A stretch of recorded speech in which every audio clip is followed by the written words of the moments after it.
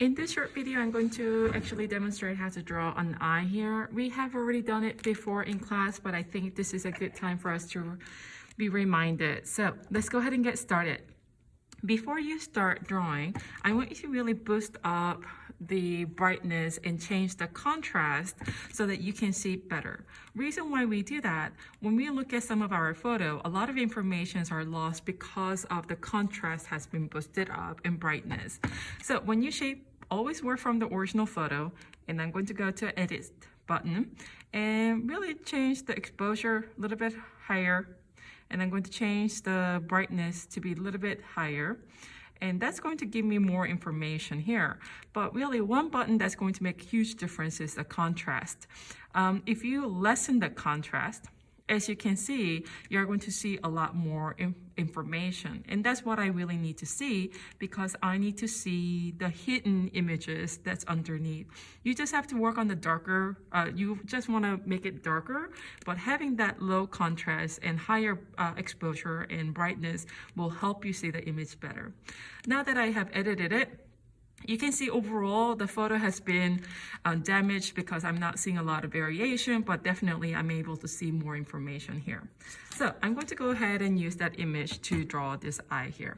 First, I'm going to spend some time, make sure all the information guidelines are erased. Okay, and I'm going to go ahead and shade the whole thing. Remember, we are looking for three qualities when we shade the eye or anything. We want the lines to be compact, straight, and light. Why are we shading the whole thing? Because this is part of your skin, and skin needs to be shaded as well. So we are doing just pretty much the groundwork right away. Again, three qualities I'm looking for when we shade. I want the lines to be compact, straight, and light. So that I'm done with that section, I'm going to go ahead and do crosshatch. We're trying to get rid of as much white space as much as possible. Oh, and I'm going to go ahead and place a paper underneath my head to protect the area that I have drawn. I'm going to go ahead and do this a little bit quick so it's not as fine as I would like it to be, but you guys understand the quality that I'm looking for in class. So when I'm done here, I'm going to work on the darkest area, the darkest part of the eye. So I'm going to go ahead and think about this. The pupil is really the darkest part in the iris. Because of the cornea in the image, it's going to be the darkest here. And I'm going to sort of save some of these images, and I'm just going to darken this.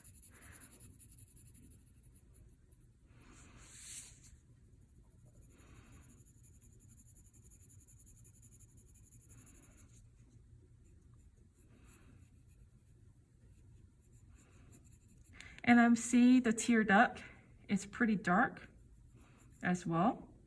And I almost don't see huge variation here except for the double eye line that separates it. And I see a little bit of light right there. I didn't actually see it till now. So I'm going to add it in. That's going to separate the cornea from the tear duct. Always work from dark to light after you have done all the groundwork. Don't be afraid of the darkness. We can always make it lighter with our erasers. Guys, at the end, this is just a pencil. And I see the gradation, just tiny bit. So I'm going to go ahead and work on that. This is a double eye line fold that we are seeing. And this is the top of your eyelids. So I'm going to go ahead and separate that out. But essentially, these are all pretty much dark. So I'm going to go ahead and outline. And all this section that's casted under the eye socket and glabella is pretty dark. And that includes my eyebrows. And there is a darkness under the pouch right there. It's not a sign of aging. We all have this just because of the structure. And now all this section that I have outlined, this is not the darkest, but this is pretty much value number 3 and 4. So I'm going to go ahead and cross hatch.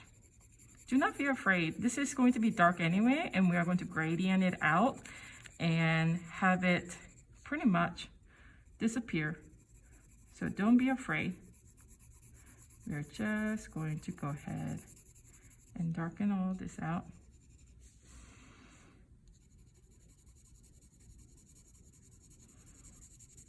I like to use cross-hatching, but if you like to use rounded or different type of shading, you're more than welcome to implement it. Whatever that really fits your grip is the best tool that you need to use. Don't worry about the hair.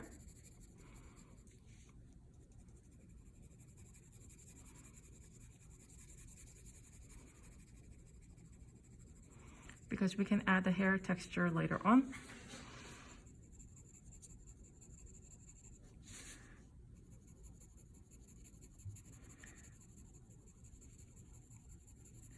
I'm going to move a little bit quick because I know I have to do this under 15 minutes, which is very challenging. Because for me to use the free YouTube subscription, I need to use 15 minutes and less. So let's see if I can do that.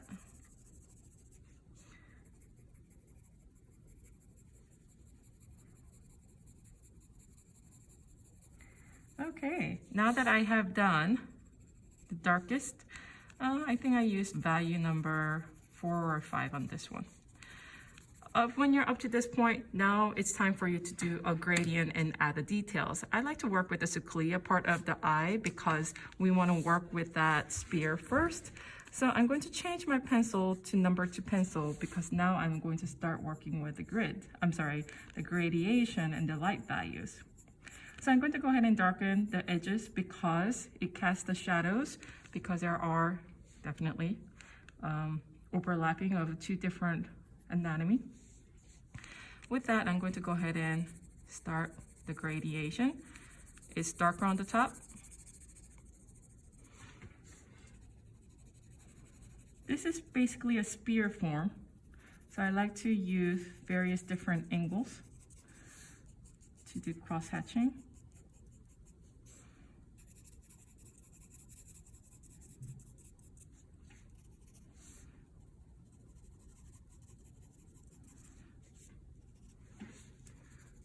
And just tiny bit of that value shading makes pretty big difference.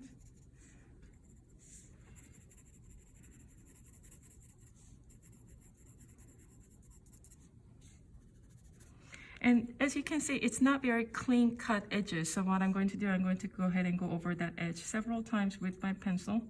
That's going to smudge it out, and I'm going to work on that other dark area. Cast it on the Suclea part of your eye.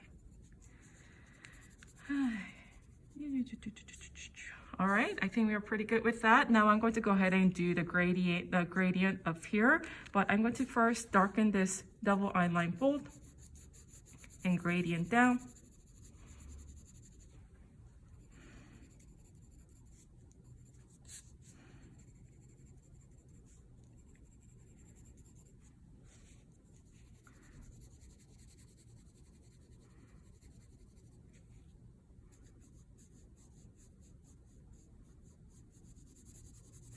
I get a lot of questions. Miss, now when do we start adding the eyelashes? You want to go ahead and put the eyelashes when you are done with all the skins around it, because it's really hard to work with individual shading in between if you already have your eyelashes done. So eyelashes are the very last thing. I might resort to that the last day of the drawing, pretty much. If you want to go add those eyelashes, you definitely want to get all the skins done before. I'm going to go ahead and work on this sag underneath. This is the skin underneath here, and there is a tiny bit of white line that is actually your upper part of your lower eyelids.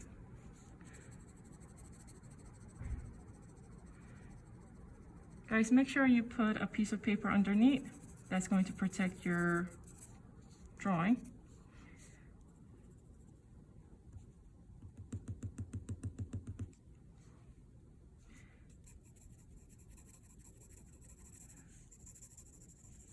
I'm not working on the area that I said I would.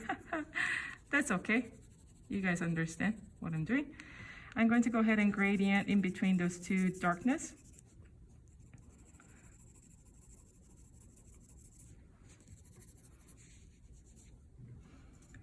I think there's a lot to learn when we do our own self-portrait. You start thinking about, hey, how does my image look like in public or to other people's viewpoint? As you draw your self-portrait, you will probably also start seeing, ooh, I didn't know my eye really looked like that. Or, you know, shape of your nose. You really get to learn about yourself, imagery-wise, and also start thinking about what kind of personality and images you are portraying visually, and also start thinking about how you can change that into positivity. I think that's the reason why I like self-portrait. There are a lot of questions that I visit and reflect as I draw myself. I personally think I'm very beautiful. I mean, who else is going to love me more than myself, right? In a relationship, I feel like you can break up easily, but you cannot do that with yourself. So might as well learn to love yourself, every single part of your face, right?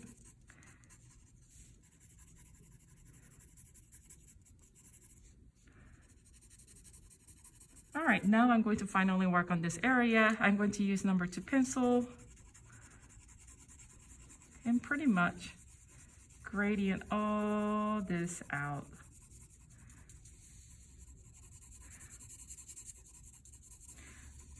By the way, if you have H pencils, you want to use 2H or 3H. That's really similar to number 2 pencils here. Okay, I think I'm over 15 minutes. Hopefully not. If not, I will have to separate the video. But you can get an idea as to what we are doing. Oh, I'm rushing it. Hopefully the quality will be okay.